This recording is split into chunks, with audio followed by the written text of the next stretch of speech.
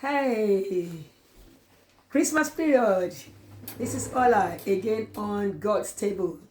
This evening we've got one young, beautiful lady, a mom of two, and she's going to tell me a lot about herself. So I want you to welcome this lady called Miss Bagel Up. Topwell. Hello. Hi, Topwell. Would you introduce yourself to us, please, first? Okay. I'm mom. This is my mummy.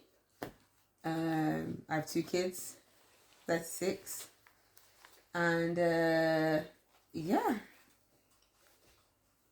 You've got two children. Two children, yeah. Two Okay, kids. and yes, there's a little thing I know about you, not so much, even though I'm your daughter, but there are a few things that, sorry, I'm your mom. Sorry, just to say she's not, I'm the mom, she's my daughter.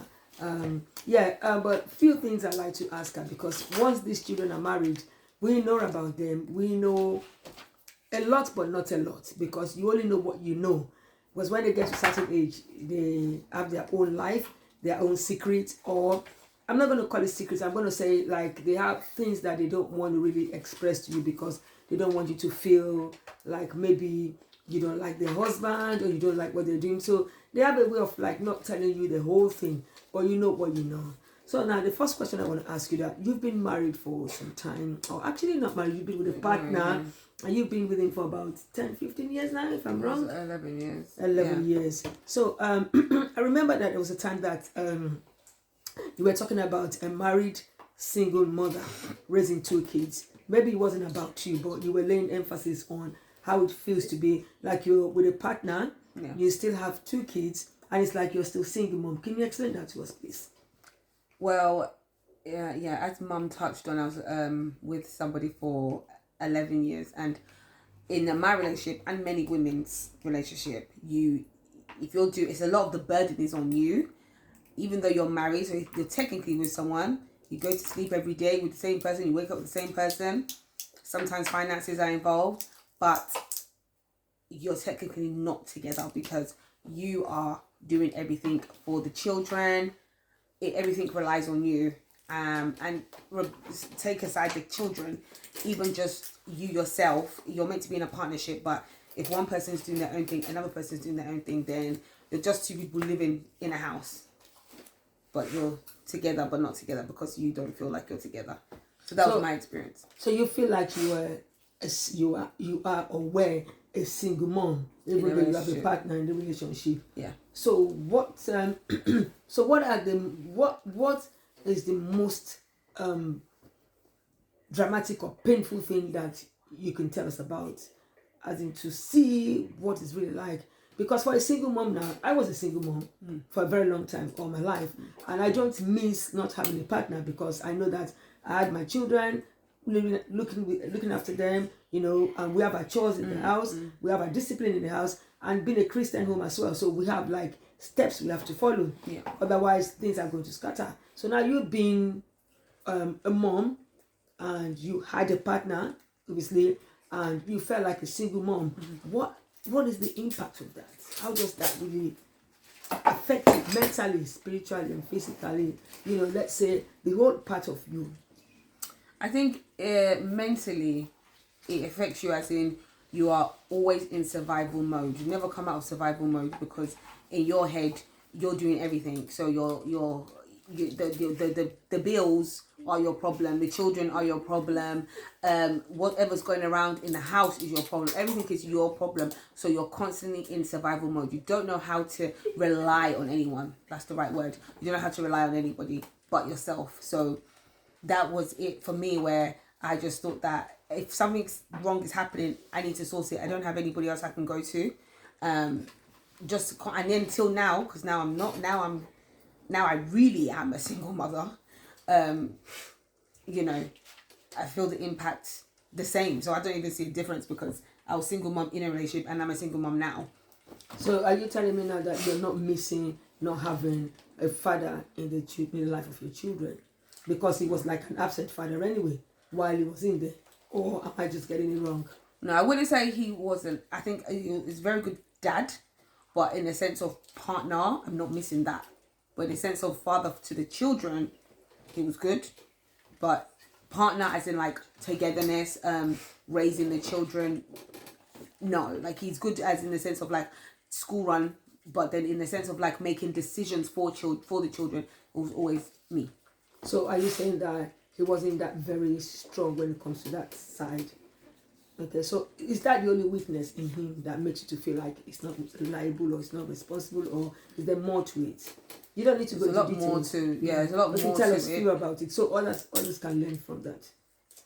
Well, I think in any time when you're getting with somebody, you need to see the red flags in the beginning, which are the things that are not good, which are the things that us women we just don't look at, and we think, oh, maybe it wasn't this, maybe it wasn't that.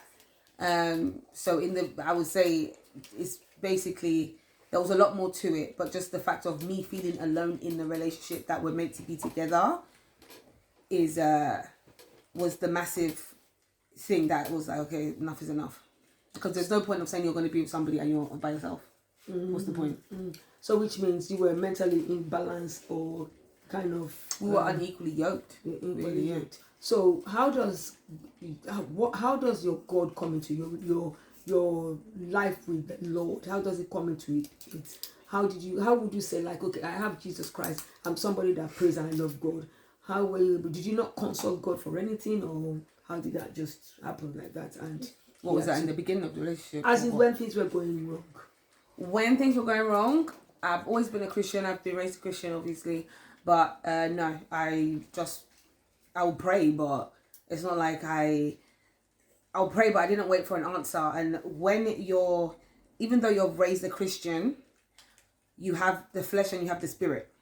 My flesh was stronger than my spirit. So even though I'll pray, I wasn't being led by my spirit because I was impatient.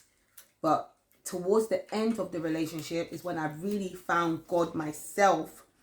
And without God, I would not have been able to get out of the relationship, because when you're with the wrong person, because you will get attacked.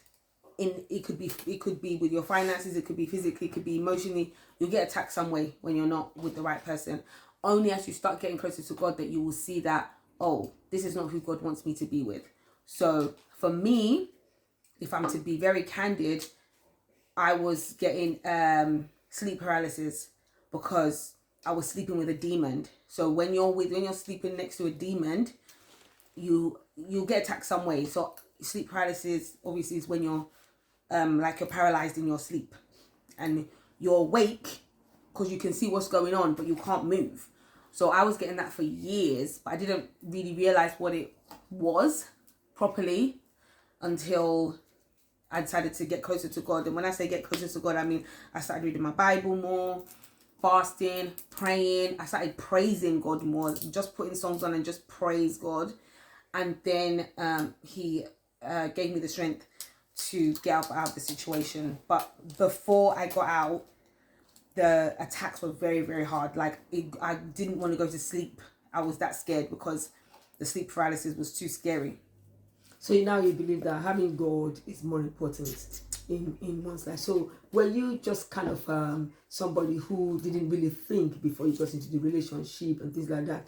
This interview is to teach others on how to live their life when they get to a certain age, and also know maybe God is important in their life or not, or maybe they just want to live their own life, not to listen to people that are giving them the advice. So mine now is to ask you that when we're getting into that relationship, were you really thinking about God? Because when we look at it properly, we were brought up in a godly home, in a home that is like we're drinking God, and we plead the blood of Jesus Christ, and you've seen around all what your mother has gone through in her life. So what led you into, maybe you sought the face of God or you didn't, and this happened?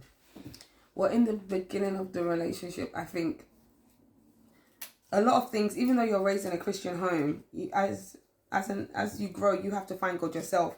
Because your mum can teach you, but she's teaching you her God, even though it's the same God, but it's the God that's been faithful to her. It's the God that has given her miracles. It's not the God that's given you miracles. You're just following what your mum is telling you to do. Yeah. So, but when you grow and you literally have nothing else, that's when you now think, who is this God that my mum's even serving, that she's been telling me, pray, pray, pray, pray, pray. So when I first got into the relationship, I did pray to meet somebody. Because originally I was single mom with a son anyway, but that's a different story. But I did pray to meet someone. I prayed for my husband, but what people don't understand, or what I didn't understand, is when you pray, sometimes the devil also blesses you as well, which people are not aware of. You think that because you're praying, that it's always God answering you. If you're not right inside you, if you have unclean spirits living inside you, the devil can also bring you blessings. So for me, what I thought was a blessing was not a blessing. But at the same time, God never left me, because even though it was a very long, stretched out period, I still got out in the end. But I did pray. I just didn't, because I wasn't filled with the Holy Spirit enough. What I thought I heard wasn't what it was. The person came packaged, and that's what they say. They'll in the word where it says, your enemies, they're in shiny clothing, wolf in sheep clothing, and that's what it was for me. So I just went for it. I see. So now, how would you say that now that you decided to kind of let him out of your way, or at least it was, I wouldn't say he's still a good father figure to his children, but now how are you relaxing? How is your connection with God? How are you working that out? In the word it says there's a season for everything. A season to sow, a season to reap. So there's a season for everything, and I feel like the way I am like learning and relaxing and coming out of that relationship is that was a hardship season, but I learned so much in it. And if I didn't go through it, I don't think my connection with God would be what it is now. Okay. So that's, how I've learned. But I'm learning to rely on God. I'm learning that there is a season for everything. So there's a season to laugh, there's a season to cry, there's a season to smile, there's a season to not smile. Like, I'm learning that. I used to take life very seriously. I don't do that anymore, because there is a season for everything. Now I'm a lot more softer with myself. I'm a lot more gentle with myself, because I know that I'm not relying on anybody to help me, because the help was never there. So now I know it's not just me, it's God. But I know that God's with me. There's not that anxiety of, is he going to help me? Is he not? No, it's just simple that I know that that I put my problem to God, and I know he's going to help me, and that's it. There's no anxiety in it. So your is to say now that, for example, that when anybody come across anybody they feel like they like, it's first for them to make sure the God they are talking to is a genuine God, that it's not demon that is giving them that package. As you said, that sometimes you think it's God, but it's demon. Yeah. Isn't it? Yeah. So these are things that we need to advise people to look into when it comes to relationship, because relationship is very deceiving as well. It's very because deceiving. in the beginning, this man or this woman might be giving you very sweet and things yeah. But by the time you get to know yourself and you start to live together, then will be a different stories, isn't it? It's true. And when you're unhealed, when you're not a healed person, you will attract what you are. At the time, I thought I was like a healed person, in the sense of like, I thought I knew what I wanted in life, like this, that, but I attracted what I was. To be honest, I was quite an insecure person, and I attracted somebody insecure. I was somebody who didn't believe in myself, and I attracted someone who didn't believe in themselves. You attract the energy that you also have within you. So like negative attracting negative, not positive attracting. So how would you say, like, if there's somebody that has a positive energy and a negative energy, how do you think those kind of relationship can work? If you want to give us advice. I don't think they will work. I think that eventually you guys will part. They will never work, because a positive cannot be with a negative. It's not possible. So there's going to be a lot of like kind of arguments, and if you're going one way, this other person might be going the other way, isn't it? Yeah, there's no peace. Yeah, because I with your dad as well. I'm not going to say that your dad was a very bad person, but he has these negative things about this. This is a man that when he sees that his wife is doing well, he doesn't like it. So what do we call that? Do we call that negative energy or positive energy? But this is one person that can also die for you. He will do everything for you, but he doesn't like to see you that you are doing better. It would bring something to upset the situation. Say for example, now I'm just sitting down. I can be a quiet person if I want to be, because I'm not a talkative person, but I will talk if I need to talk. If things needs to be changed, I'll talk about it. I would talk and open my mouth. But when he says I'm quiet, he will say, "Oh, you're thinking evil of me. I know." So how can you work that out with a man who said that you're thinking evil of him? That's a competitive spirit, though. Yeah, and that's also a demonic spirit. And this person as well will go out to tell everybody about you. Like for example, maybe you had a bit of argument or something like that. That does not even make sense.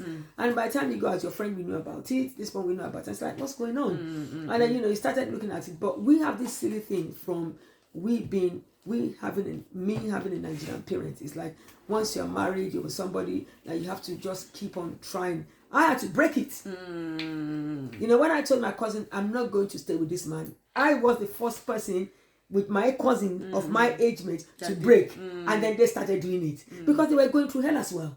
Because their parents went through hell and they were hiding. But I'm not going to hide myself in a relationship where it can kill me. And then one thing I realized is that I started realizing that this was a witchcraft spirit for somebody to start talking about you, and at the same time it will say it loves you, and but the truth is that it loves its children so much, and then I then got to understand their way of life because we went to Nigeria. We took you to Nigeria when you were little, and I got to understand that because he's stuck in Nigeria now, he wanted me now to be in England and be working for him. I said, how does that work? Which woman, any woman married out there, do not give in for a band that is not worth it because they're going to use you.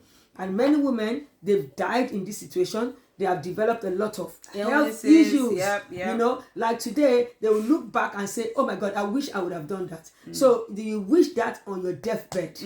So it's best for people to know what they want when you get to certain. It's not that you should rush out. First thing they need to do is to seek the face of the Lord. Yeah. Because everybody can make mistakes. Yes. I've made my mistakes. You've made your mistakes. Others out there are making their mistakes, So we need to look into what God really wants for us. Because we call this God stable. And God stable is where we talk about how God can change our life. And like I said in the program I did earlier, it's not just about bashing on Bible. It's about looking into what God has done for us and what we have walked into without realizing. That's it. We sometimes, like, we looked into our marriage before we got married, but I never knew that I was married to a witchcraft family. Yeah. And they nearly killed me. I had to run out of the marriage, So we thank God that we have God in our lives, because without God, you also had a bit of experience with kind of like a witchcraft because you've been attacked, like you said, of course, paralysis. And then I think your daughter also was attacked when she was little. Yeah. So you can tell us a bit about that. Yeah, well, my daughter had like a condition, kind of a small condition, when she was younger, and I just discovered that one night, took her to the hospital, and then it ended up being this one big ordeal. But I used to pray a lot. There was a lot of attacks in that relationship because in that same year my daughter got sick and my partner got sick in that same year, and he got sick to the point that he was paralyzed. So there was many things that were not right, but I think it was paralyzed from neck down, which was strange. Yeah, neck down. And I literally, it was just a lot. And those are things that, in the time when you're in it, you're just thinking, oh, what's going on? This is strange, but you're not thinking. I think after a while, maybe put two and two together and thought this isn't normal. This isn't normal. But in the beginning, I didn't recognize it. But when there's no peace in a relationship, was within the same year, so that's one thing, another thing, and then other things as well. It's like you need to use your brain and think. Even if you're not a spiritual person, you need to think something's not right somewhere. You can't just keep moving, and you yourself, it's only by the grace of God that you're not getting sick, because secretly you are getting sick. Yeah, but even if you're not getting sick physically, your mental status are sick. Yeah, every part of you, because your thinking will be different. So it's like that person is going mad as well. Yeah, but you don't know, because I remember sometimes when we talk to you, just shout at people. Oh yeah, so I was very aggressive. That was part of the conditions that you were dealing with. Yeah. But you got out of you were still in the situation, and then you had a bagel up. So tell us about that, and how did you cope with that? Then I had a business. I was working. Then I called the Bagel Hub. That was very hard in the beginning. I asked God for the Bagel Hub. I asked him, and this is another thing as well. When you don't hear anything when you're praying and you don't hear anything, just stay still. Yeah, still, because there's no answer. Yeah, there's no answer. Don't just move. I moved, but I still believe that it happened for a reason. I moved. And the shop was good. It made money, you know, it was good. But I had no support. I had no support. I was dealing with the children, the orders, the cooking. Like, I was so sick. I knew inside me I was sick. But I just had to keep going. And that's when, obviously, I saw a lot more of my partner, my ex's character. You see, and that's exposed. Yeah. So if I didn't have that shop, I wouldn't really have seen how much of a hater he really was. Where I thought he was in my corner, he wasn't in my corner. So I had the shop, was successful, but being a mum and a single mum in a relationship, I couldn't do both. So I had to let it go. And how long did you run that business for? About 2 years. And it was good. I mean, you know. So if you've had enough support, I'm sure your business will still carry on. But because it wasn't there.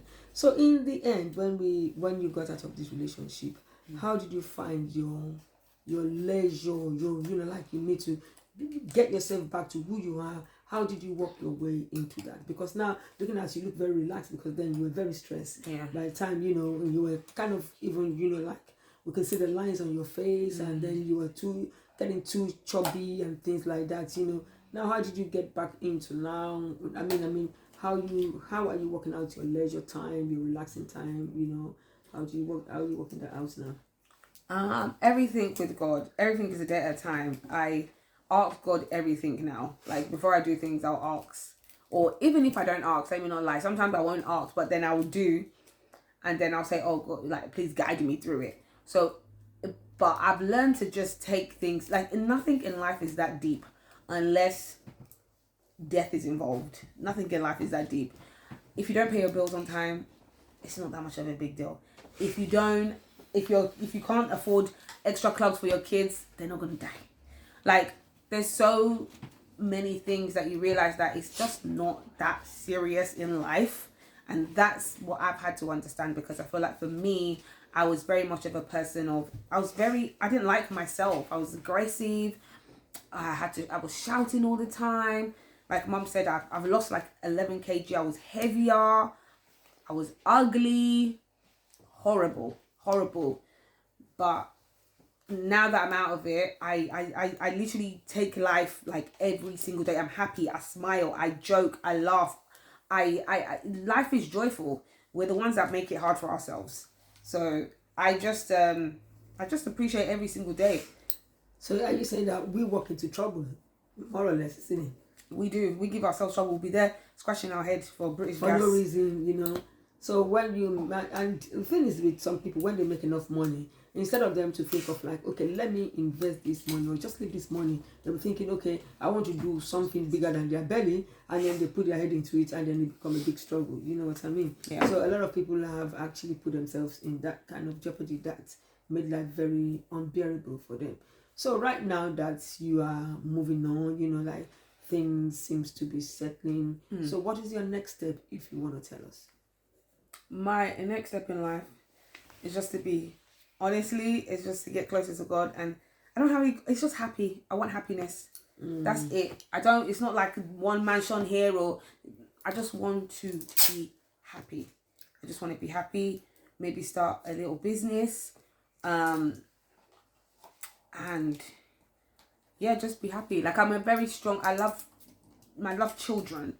Even though I only have two kids. I like anything to do with kids, because I believe, as the word says, children are your inheritance. Yes. I believe children keep you young. I believe there's so much, you don't know who you're looking after. I'm a nanny, and you never know who you're looking after. Sometimes you could be looking after the next prime minister. You never know. You don't know who you could be looking after, the next top surgeon. Yes. And that's what I've had to realize with my job. Like, I used to like undermine myself with, you're only looking after kids. No, you don't know who you're looking after, and the blessing they're going to bring to you. The blessing they're going to bring to you. And then on top of that, you're helping out the parents, you're helping out the mom. They feel like they can leave their child with you, and they know that the child's in good hands, and they can go and work and make a living and come back. You become part of that family, because they know that my baby's safe with this person. And we all know how precious our children are to us. Yes. So can you imagine, I'm leaving my child with somebody? That it's a blessing, and I truly believe that. So gonna expand in like the childcare and tutoring things that we're doing business. We're expanding in that. Homeschooling, because I homeschool my daughter at the moment. So those are my plans. So what advice can you, because you've been homeschooling your daughter now for about Almost 6 months, I think, almost a year. Yeah. But yeah, so what advice can you give to parents that their kids are also not settling in school, and why did you choose homeschooling for yourself? Just in brief, we don't want to have too much details into that. I think it all depends on how you feel about the school that your child's currently going to. But I think homeschool is great. I don't think that every child is necessarily academic. I feel like, your children can be performers, they can be artists, there's so many opportunity here. Like, we're in UK, so unlike some of our parents didn't have many opportunities, then we have us who maybe we didn't do the right way, or we went the way we're meant to go. But these ones now, we can let them like live their dreams that they want, so that's basically what I'll say. So regarding homeschooling. That's a good advice, isn't it? Because I can just give you a bit of experience of what I'm still going through with the reason why I also became a tutor was because I was working as a TA, in a school before, and I see that most of these children are not well. They're not giving them what they wanted, because I discovered some of these students, but I do the SEND, which is the SEND, special education need and disability. But I realized that there were some kids that they put them in the wrong class, even though they have a bit of disabilities, but they put them in the wrong class. So me being the assistant teacher, I can see, because I was there teaching the child as well, and I can see that in schools, it's what they want to do. It's not what you tell them. It's like these rules are laid down for them. And then some moms will see, they said, my child has the potential, she can read very well. So some moms will say, I'm going to join my child from this school. And then so we then look into it and say, how can we help these children? So we set up our own business as like homeschooling and tutoring, which then these children are doing better than when they were in school. And then people say, most parents says to me that that my child seems more relaxed at home more than in school, but you can imagine in school that they have like 30 children in class. Even private school, they have like 19 children in class. How will the teacher be able to cope? But if I have like 4 children, I'll be able to cope with them. Yeah, and they do very well, So I think it's a great thing that obviously this homeschooling and also looking after, and the child mind also incorporate with that, Yeah. So because kids get influenced in the wrong way as well. Yeah. In this day, they wanted to teach my child sex education in year 2.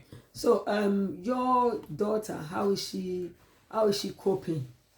She's thriving. She's really thriving. How is she coping? She's really thriving. And she likes it. She likes it. Yeah, she's really thriving. She's doing very well. She likes it. And I've seen her. She's so much more happier. And that's what I want for my kids. So I think it's a good choice that I made. Nice. She gets more one-to-one attention. And then she's at least some of the subjects she doesn't know before, she now knows them, because I remember I was teaching her some few things like divisions, and she said, "Oh, Grandma, I don't know how to do this," and I taught her, and then she got it straight away, which I think is the best thing. You know what I mean? So, what advice do you want to give to others who are also looking into, like what we've discussed, like the single parent, schooling? What advice do you want to give to parents, and how do you want to tell them to walk in God's way? Because without God, we can't get through. And knowing that Jesus Christ is the only Son of God, and also knowing that God is not going to send another person after Jesus Christ. It's still Jesus Christ, because he'll come back the second time to save the world. So what advice do you want to give others out there watching you? I think obviously put God first in everything you do. But within putting God first, I think we say it very like casually, we put God first, but like literally put God first, and put your faith in God. Like, I wouldn't say to test God, because I don't believe our God needs testing. Oh yes, he's the King of all kings. Yes, of course, yes. But test yourself with God, because he will always come through for you. He'll never leave you, nor will he forsake you. So I would say put God first in everything you do. And a lot, I would say, work as a women should work on their self-esteem, because that's why we end up in a lot of silly situations, because we don't have self-esteem, we have no belief in ourselves. We end up holding our husbands like they're our god. We end up holding our children like they're our god. We don't know how to have detachment. You need to pray for the spirit of detachment, even from your children, because life is life. They're human beings just like you're a human being.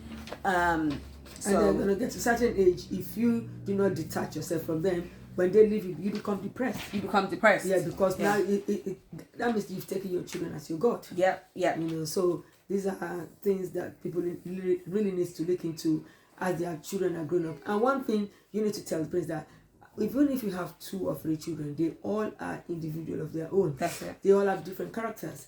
Yeah. So you can't say, oh, because Sharon is this, I'm expecting Juliet to be the same as Sharon. No. Or Sharon to be the same as Odion. You know what I'm trying to say? So every child, even twins, so every child have their own guy. So another thing we need to put into perspective is like discipline has to be in place with children and also with parents. Like you being a single parent, I'm sure during that period you also have your lines with your children, like they can't cross this line. So as to make them have that sense of sense of responsibility. Yeah. You know, which I think is quite good. I'm gonna end this talk today, and we're gonna have next talk also still speaking to Tammy, my daughter, you know, my lovely daughter. So thank you for listening to us, and until next time, God bless you. Bye.